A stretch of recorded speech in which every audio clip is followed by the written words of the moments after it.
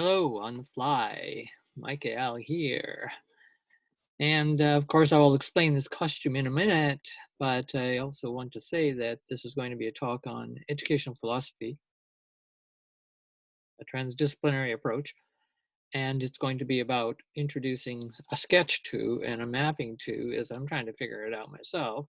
I have a book contract which I have to fulfill in the next 8 to 10 months, and it's a book that's going to be called The Fear Problematique. I'll get to that in a minute. So that's the PowerPoint presentation I'm going to show. It's going to really dig into educational philosophy and my comparison with how I approach educational philosophy and how the tradition of educational philosophy has gone. That's a lot of what the book is, contrasting those two, and basically me arguing in the 21st century, we better look at a whole different approach to educational philosophy. Thanks very much for tuning in today. Let's start with grounding here. So I'm going to ground in the materiality of my being. And this costume,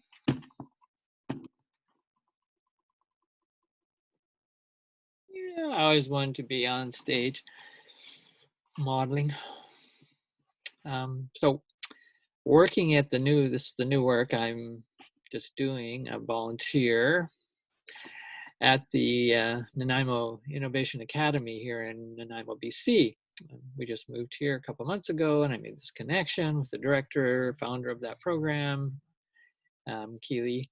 And so anything I'm saying today, of course, is not a part of their philosophy per se. I'm speaking only for myself, even though I'm engaging with them regularly in an artist residency. But for sort of the first few days of getting to know the kids, the people that are foundational to this daycare center becoming a school, kindergarten in September and all the way up to grade 12 is the vision. That's why I'm so excited about it as an alternative, non-for-profit organization, etc. Is that, well, I put on a white lab coat, brand new white spanking, and white spanking new sneakers to go with it. Very cheap ones I bought. And sorry for those people who made them, probably not a sweatshop of some sort. But anyway, I am doing this artist residency. I figured, well, if I'm going to introduce myself and be on the campus, how are the children going to connect to me? You know, it's 30 to 40 children. How do I do that in a very short amount of time? I'm not in there every day. I'm not working in the classrooms every day at all. So I'm going to be doing art projects in and out of the campus on the outside, on the edge, bringing the community in from the outside and bringing NIA, the young people's energies and what's going on in the daycare out to the world. And that's kind of bridging, right? That's what artists do, bridging culture, arts, aesthetics, bridges. So here's how I bridged my relationship with the kids. Met with a couple of different groups of them, wearing this white, gave them felt markers, and away they go. Permanent felt markers. They really like that idea. Permanent. Okay, let's get this, dude. So it was incredible fun, and they had a lot of fun, as you can see. And I call it the touch me, mark me phase of my artist residency and of my educational philosophy within this particular organization. You could even call it an institution if you like. It's a school in a way. It's an alternative school. And I think it's a very much on the way to being a 21st century school. And that's my interest in being part of it and contributing my educational background as well, as I'm an educational philosopher. Okay, so you got a little sense of my way, the messiness of my relational way, my material way, my aesthetic way of connecting. So now every time I go to on campus, which is usually once or twice a week, I'll go in and start working on an art project somewhere. And I will basically wear this. I put it on, I wear all this colored white. They colored my tennis shoes too. And they see a signal, wherever they are on the campus, these young people and their families, of course, the parents dropping them off, the faculty and staff, they see a signal of someone who is embodying their educational philosophy, embodying the notion of let's be touched and a kind of intimacy that goes with that, and let's do this together. I am with you. That's what this to me signals. I am with you. So that's where I'd start my educational philosophy. If I really could write it in words, that's what it would be. But you can see the embodiment and the performance of my educational philosophy, as I've just explained this experience I'm doing.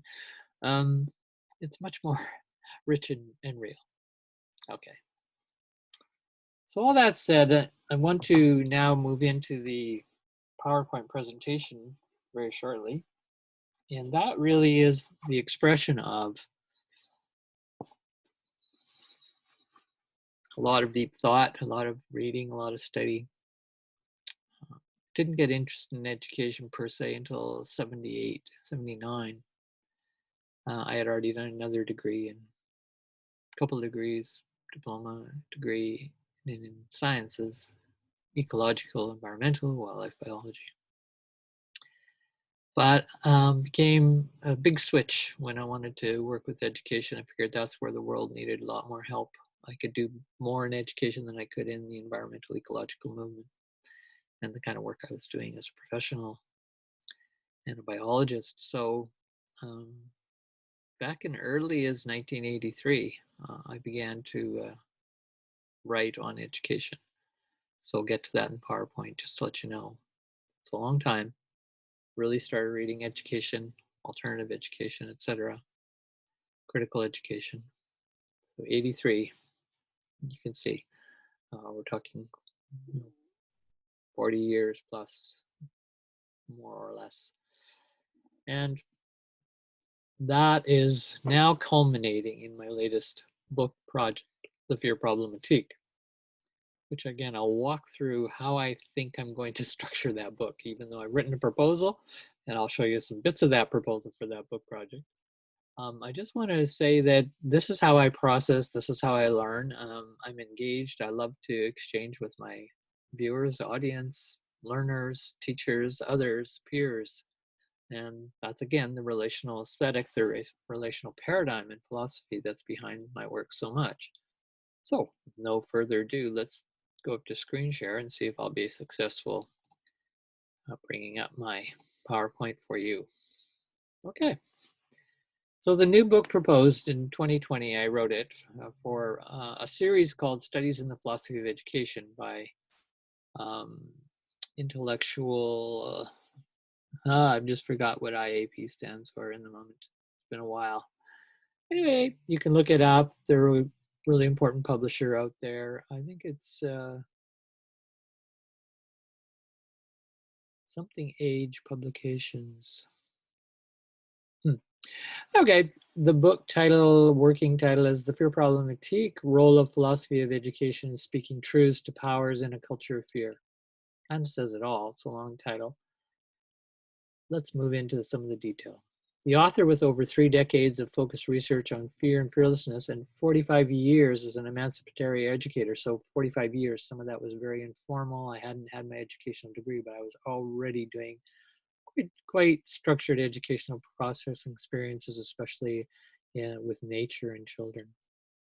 Argues that philosophy and philosophy of education have missed several great opportunities to help bring about theoretical and meta-perspectival clarity, wisdom, compassion, and practical ways to the sphere of fear management education throughout history. So fear management education, FME, is my concept that I've really coined and want to pin down and put it into the educational literature. FME is not simple, nor a luxury. It is complex, as is fear. It's foundational to good curriculum, but it requires careful philosophical critique.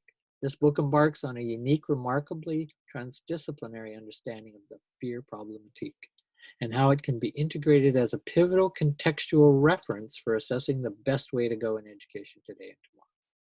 Educational philosophy is examined and shown to have largely missed the boat in terms of responding critically and ethically to the insidious demand of having to truly educate ourselves when we are so scared stiff. Such a state of growing chronic fear, of morphing types of fear, and a culture of fear ought to be central in shaping the philosophy of fearism for education. I'll explain fearism in a later slide. The book challenges all leaders, yes, all people, but especially philosophers and educators, to upgrade their own fear imaginary and fear education for the 21st century, a century of terror by any other name, likely to grow in the cascading global crises ahead. And I just had a couple footnotes I noticed on this introduction, which showed up when I extract this and put it up on the PowerPoint. Notes, as early as the late 1990s, Cole 1997 asked, "Are we scaring ourselves to death?" And Peter McLaren in the 90s, who said, "A dangerous new species is occurring." He called it a hyperreal species of fear. And it's appearing very quickly, and that was in the mid-90s. These are really key peoples and ideas that I picked up on, not ideas that you usually see too often. All right, 2021, when I was put this book proposal in, it was accepted. Thank you. I'll now be writing within the serious discipline of studies in philosophy of education. I'm very excited about that. It's the first time I've been invited by educational philosophy field. I have tried many times to publish in their journals and has not worked. And one of the things I do is I publish my own work because I don't often get accepted in those standard disciplinary journals, especially in education. Many, many rejections. The odd one I've had published. So I write a technical paper series, started in 1995, interesting, same year as Peter McLaren had talked about the hyperreal formation of this new species of fear. I was in 1995 really concentrating and saying, we really got to do some new writing and research and thinking on fear. And fearlessness. So I started the In Search of Fearlessness Research Institute in 1991, and by 95, I started publishing this as an official Canadian publication, actually, a registered publisher. Most of these are my papers. You can see I'm up to technical paper number 124 here in this particular called My Educational Philosophy of Fear Education, early 1980s. I just want to note, folks, that this is really a precursor to me thinking about writing the book. And I want you to note that all the publications, the designs, there's a logo, which I won't explain. ISOS in that logo stands for In Search of Fearlessness Project, started in 1999. And I want to point out the arrows, one going one direction, one going the other. Arrows are, it's all in the arrows, as I say here. A longer lecture I could do on the importance of why I put these arrows and how they're so important in the fundamental directing of our gaze, our attention, our life, and how we direct it. And the complementarity, right, of these arrows moving in two directions, I'm really showing the complementarity.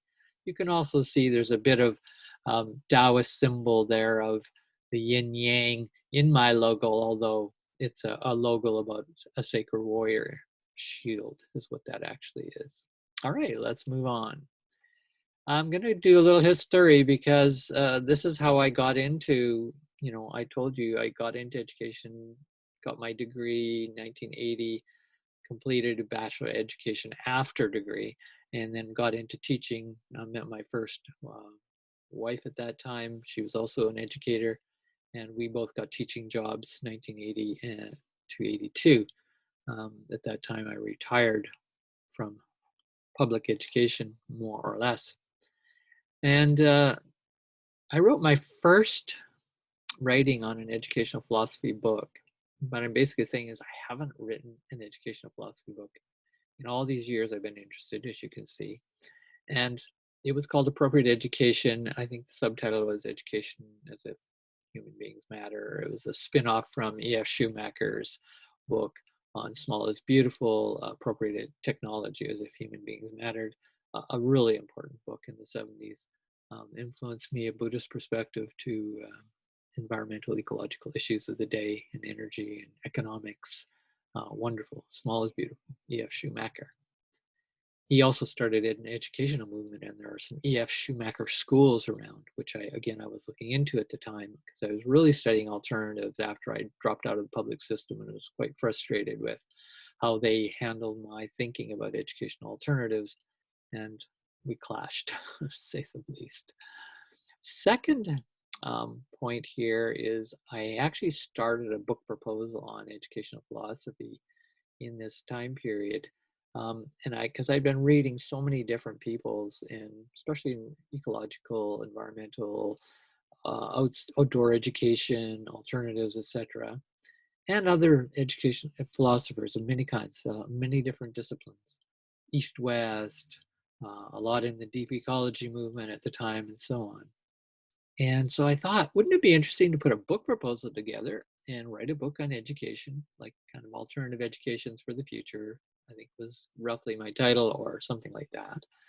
I haven't looked at that for a long time, but it was about people who are outside of the field of education. In other words, not trained as educators in education in the field, but write about education. Yeah, Schumacher being one, Jiddu Krishnamurti being another, Gregory Bateson being another, um, and so on. Rihanna Eisler. I could go on and on. There were many I was reading very excited about their new view of the world and the new directions we had to go, right? The directions, these arrows of visionaries, really, I thought they were. Well, why don't I put whatever they wrote about education, summarize it, put it in a book, and that would be a book that I think teachers in education training really need to read and study. And that would be a great book for educational philosophy courses, what are called Foundations in Education, so that really to open and deepen the minds of our new teachers that are coming to be with children in the 20th and then that time now, the 21st century. Hopefully my new book, The Fear Problematique, will be somewhat of the same value as the one I was conceiving in the 82, 83, but no publisher at all was interested in that book. I sent out probably 40 proposals. So I never wrote the book. I want to point out there was something in the same time period, interestingly enough, I was really stirred up, right, I wasn't studying fear so much directly at that time, just to be clear, mostly just writing education alternatives. But in that time, I'm just giving you a historical view. There was something happening which I didn't know at that time. I only found out much later when I was doing research on fear, that there was a movement called an interdisciplinary movement in fear studies. There's a massive shift, as far as I'm concerned, was erupting. And it was actually, they labeled it, who's they? Well, they were interdisciplinary, they were from literature, they were from a lot of cultural studies, anthropology, a lot, focus, sociology. Yeah, no psychologists were in this group of movement on what they called eventually social phobics. And that social phobics movement only lasted a couple of years at most. And they dropped the name because the name was being used in clinical studies, apparently, or there's kind of a history of why that disappeared. I'm talking about, these were a lot of Canadian researchers that I was finding, and there's a book out on sociophobics. And it was the basic argument that psychology has dominated the field of study of fear for too long and continues to, and that was part of the science movement as well, and the science of fear, and that we really need to come in as social cultural thinkers with this larger perspective and really suggest that, hey, if you're going to really understand fear in a much broader, deeper, richer, holistic, integral way, you have to look at the social cultural dimension, at least, in the anthropological dimension that goes with that. So that really intrigued me when I was in my dissertation studies at University of British Columbia in the 2000, 2003, when I discovered that work that comes from 1982, 83. So the thinking was starting to happen and change. Then that led many years later into the early 90s, about a decade later, was seeing a trend, which I found, that this idea, fear is social, and that concept, fear is social, was often being talked about, as I show the arrows here, conceptual explosion of culture of fear concept. Culture of fear, very important. You'll see it in all my work. Foundational to this bringing a larger perspective to what's going on around fear. So I'll get to that in the next slides as you see about why and how I want to bring fear into educational philosophy. And again, not in a reductionistic way or a narrowed way that's just the science, psychology, bioneurology of fear, and so on. So that understanding of fear is social. I only actually, to my own regret, never really said those three words. Fear is social. Only in my latest book with B. Maria Kumar from India, who I co-wrote with, and I certainly was the lead author and wrote most, and he responded a lot, and we had a great dialogue in that book. I highly recommend you check our latest book, Resistances to Fearlessness. So let's start up in that left-hand corner, upper left, sorry. These are basic elements for perspectives that I'm thinking of how I'm going to bring those together in the book. So this gives you a lot of background about who I am as a thinker, and not just a thinker, but as a practitioner in educational praxis. Fear is social. Culture of fear is definitely going to influence the core concept of how I understand fear. And you can see I put fear with these scare marks in the middle. I'll get to that in the last description of this slide. The other major area that was influencing me in my early studies of education and alternatives was critical theory and pedagogy. Now we're up in the upper right, just swing over. People like Henry Giroux, Peter McLaren, and many others in the critical pedagogy movement, often coming from Paulo Freire out of the Brazilian emancipatory theological and liberation theology movements. And that was intriguing to me about how do we free humanity. And obviously, in education is such an important part to that freedom. And so theories of oppression, theories of liberation, emancipation were central.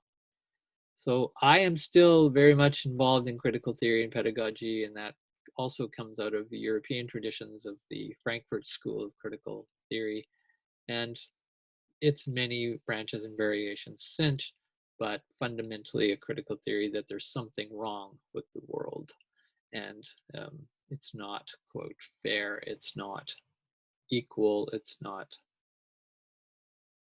safe. It's a very hurtful world we live in.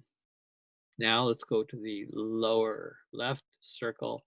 I have there the liberation praxis that became a really important part of my very own learning and theory. This would be in a grassroots movement called RC, Reevaluation Co-Counseling.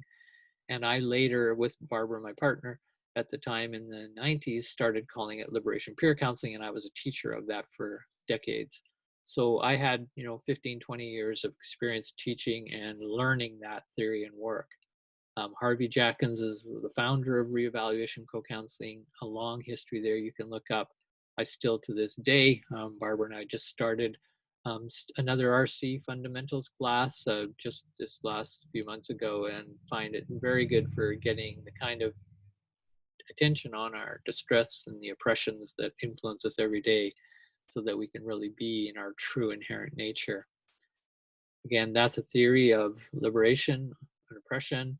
I'll leave it at there for a moment. I'll come back to it in another few slides because there's a key concept that I have pulled out that's not fully pulled out in RC thinking, and really anywhere that I've found. I'm emphasizing it more than any other I know in educational writing, at least for sure. And it's going to come back in another slide, as I say. Now we'll just go to the fourth circle of influence to how I'm going to think about fear clicks. In this book, The Fear Problematique, is Wilberian. Ken Wilber's thought, a transpersonal philosopher, an integral thought. He brings integral studies, thinking to the integral consciousness to the whole mix. And he is a massive thinker, east-west thinker, if you will. a spectrum of development, consciousness thinker, theorist. Very important. And he and others have also used an integral way of thinking. Beck and Cowan's book, off of Claire Graves' research on the steps of human evolution, looking at these large patterns of how humanity has developed in these systems, management systems, if you will, or ways that we've adapted to environments that have changed throughout time as a species, and how we need to understand those to work with enhancing that development to our highest human potential. Nutshell I'm giving of all of that influence in my thought and thinking. Jean Gebser et al. Is also an integral thinker, very important in first conceptualizing um, recently within modern times, an integral perspective, kind of like a holistic plus. That's what I call integral perspective. Now, in light gray at the bottom of the screen here, you'll see psychology of fear. Now, notice the contrast. I put it in the background, even though it's much bigger letters, because psychology of fear has dominated thinking, both in philosophy. There was kind of a philosophy of fear. A lot of that was based in thinking psychologically. And then eventually the psychology of fear split off, probably, sometime in the last couple hundred years, and became a field itself, psychology of fear. And that is heavily, heavily, heavily, this will be emphasized in my book, Fear Problematique, psychology, educational psychology have influenced the ways, directions of, and curriculum, pedagogy of education, parenting, you name it, the foundational ways we raise our children and how we enhance or diminish what they're capable of and their human potential. So psychology of fear is going to be put in its place in my book, and it's going to be put in its place within the field of philosophy itself, which is often relied on and still relies on heavily the psychology of fear in its conceptualizing. So again, when I say fear is social, culture of fear, those concepts in the upper left circle up there, you can see already is very challenging already, just as the social phobics movement was challenging to the domination, the hegemony of the psychology of fear movement. And then I put defense mechanisms. Let me, in gray at the bottom, but let me just get to that through my concept of fear. So I look at fear without the marks. That's the kind of more normal way we understand, the traditional way we understand fear or talk about it in our discourse. But I am raising the consciousness to also, we better talk about fear as an ontological, cultural, spiritual dynamic, a project.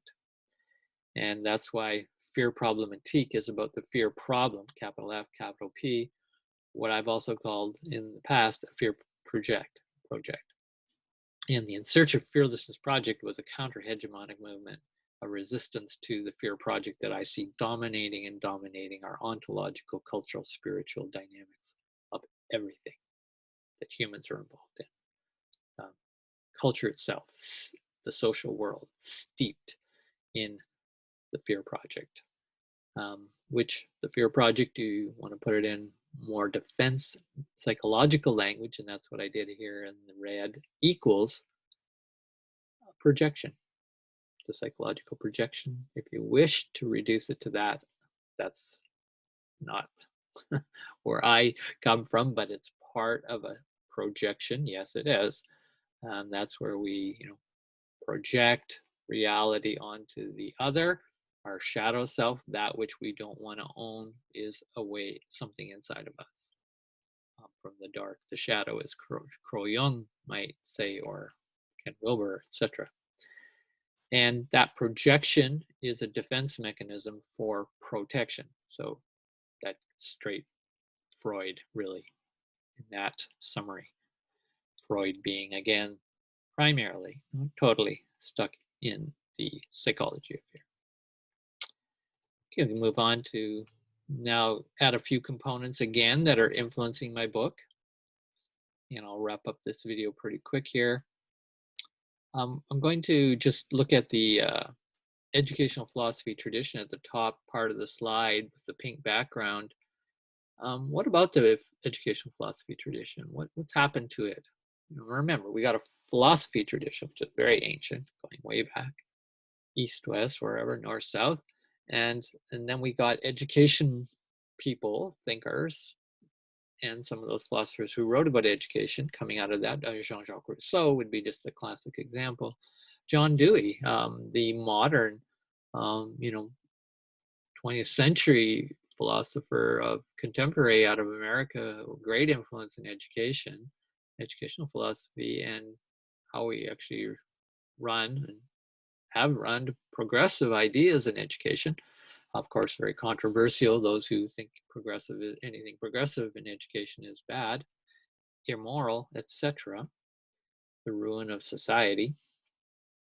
But Dewey where is he in all my thinking, right? Where is he going to be in my book? I don't know yet. It's going to be interesting how I'm not a big Dewey fan. And I'm also not against John Dewey and his thinking and what he was part of a movement that was very important. So that's complex. Won't go into it, but just you can see I've kept it in a low key because it's not, you can see the most important parts of my emphasis. And that's why this book on educational philosophy I'm doing will definitely take off for some new pivot points and will not be, I think, over stifled by the traditions of both philosophy and educational philosophy. Some people will like that. Some people will not like that I'm taking off without, giving all this traditional, heavy, disciplinary, John Deweyan, pragmatic philosophy background. No, I'm much more radical than that, taking off from much more important, I think, pivots to where we need to go to really deal with the world. I'm basically saying educational philosophy has not done a great job. Philosophy itself has not done a great job. They need huge critique. So that was the blunt 10-second spitting out my huge blunt critique of those two fields.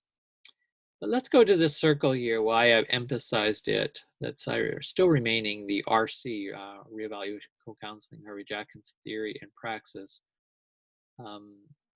It tied in quite nicely with what I called for years after I was studying that work in the early 80s, what I called the Hopi coping paradigm versus a healing paradigm. In other words, how do humans approach and see the world? What kind of lens do they carry on the world, and then build infrastructures, discourses, behaviors, policies, laws around coping with things that are not going well, our distress, that's our suffering, and healing. So the argument basically I came up to way back in Harvey Jackson was influential in this, great for me deeply, and is around international influences many people's practicing and thinking about RC.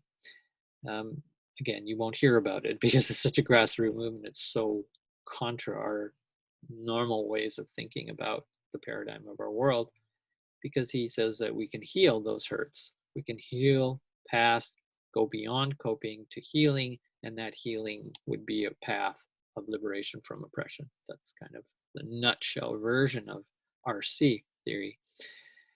And so I then had started doing all this fear research in 1989 onward, again in my own initiatives. I'm not part of a huge institution, university complex. I'm doing this as an entrepreneur, as an alternative researcher, thinker, scholar.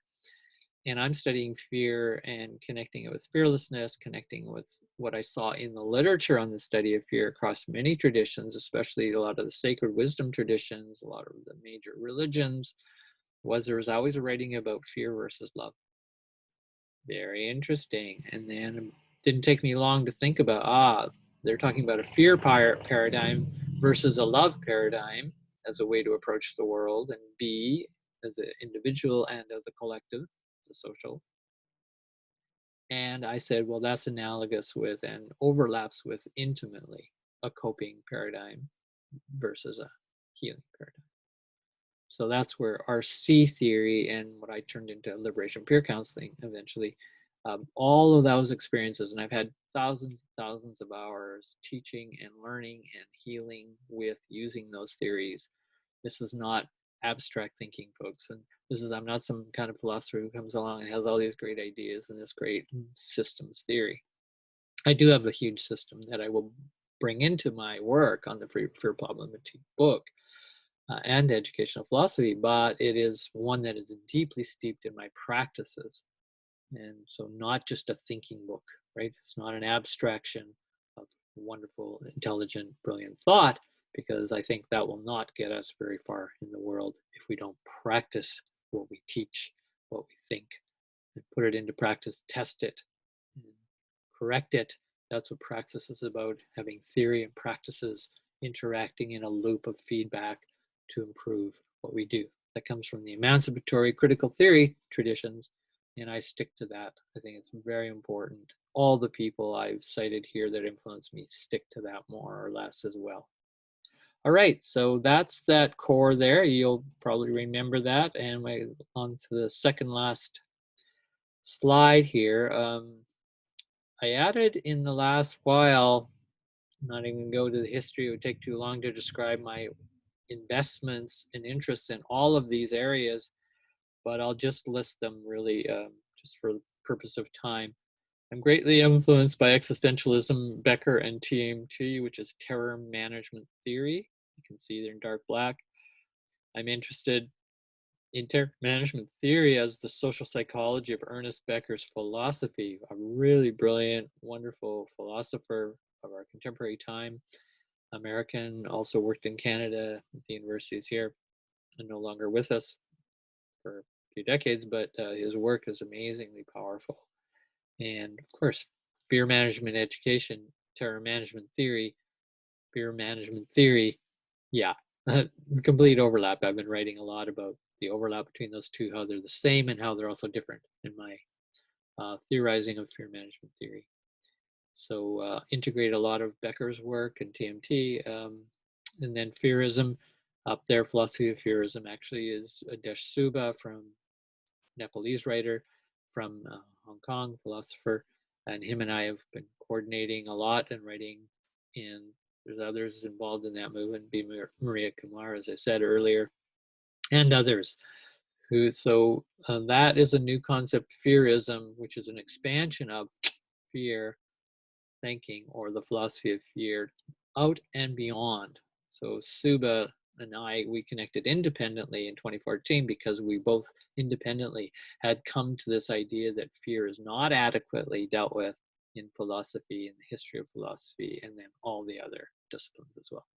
And we need a whole new thinking, a whole new field. He called it fearism. I've called it, fearlessness and fear studies and other names as well.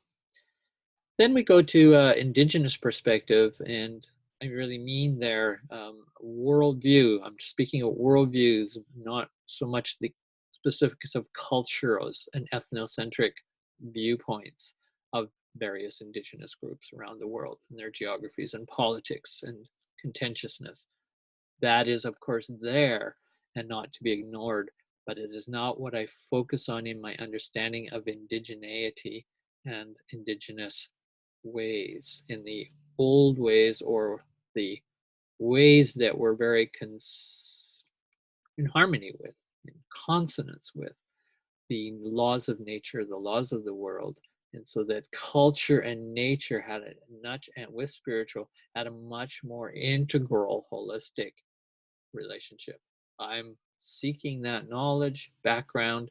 I've relied heavily on Four Arrows, Don Trent Jacobs, an educational Indigenous scholar in America right now, and I've written a book on him and his work. We've co-written and we've revised critical theory and pedagogy through our views of fearlessness, and both him and I see the Indigenous way as a fearlessness-based, not a fear-based paradigm, a healing paradigm, not a coping paradigm. So Indigenous and Indigenous education, indigeneity, that worldview versus a dominant worldview that has so much impacted almost everything, including our philosophy and educational philosophy, mostly of what is received, I'm going to say, at least in the West where I live, and in modernity, into postmodernity. And this has to be challenged and will be in the book from that perspective as well. And then the one I'll mention here last but not least at all is the whole notion of the feminine, part of maternality and natality, the interest compared to existentialism, with often focus of the viewpoint of existentialism is on fatality, mortality, our death, our fear of death. And the feminine here really reconceptualizing, or complete reconceptualization under Baraka L. Ettinger, one of the major theorists that I and my wife partner Barbara Bickle follow under art and aesthetics-based thinking. That she's really an aesthetic philosopher. She's also an artist, and she's a psychoanalyst. A massive, beautiful work. She is, to me, the new Freud, beyond Freud and Lacan. She is really the new psychoanalytic thinker of, I think, the 21st century. But not recognized by many, and she's quite radical to most, and she's not easy to understand in her work and so on, but will be. And I've written with Barbara and others, writing a lot on her work. Ettinger. So these are all influences to where my work will go, my educational philosophy. So I'll end the slide and this presentation. Thank you for hanging in with me, that only a transdisciplinary approach will suffice. Fear, always there as that alternative way to understand. But the simple phrase is, fear is social. And as long as that is kept central in my educational philosophy and in those who study my work, interpret it and critique it, I welcome that. Please keep that central. Anything else will be not about my work. It will be you critiquing and talking about your work, about fear. And that's fine if you want to do that, but if you're going to engage my work, you have to get that concept. And that's why I say I included that in my last book on the resistances to fearlessness, and now it will be again central in the Fear Problematique book, and I'll expand it much more. And I'll be pursuing one of the questions anyway, is how can educational philosophy today, in the future, engage this reality? Fear is social. Okay, stop share. Well, thanks very much again for hanging in with me from the studio. Thank you from, I think, the children who are influencing me as I'm writing this book. I've got like 10 months to write it, and I'm going to be working at the daycare center for the next 4 to 5 months, and I'm so intensely into theorizing, philosophizing, plus doing art, plus connecting with the kids and their families and the parents and the community and the director of the program and so on. And it's really, this early childhood education is really making me think educational philosophy in a new way, and a very going back to the deep roots, right, as they say. Thanks for today.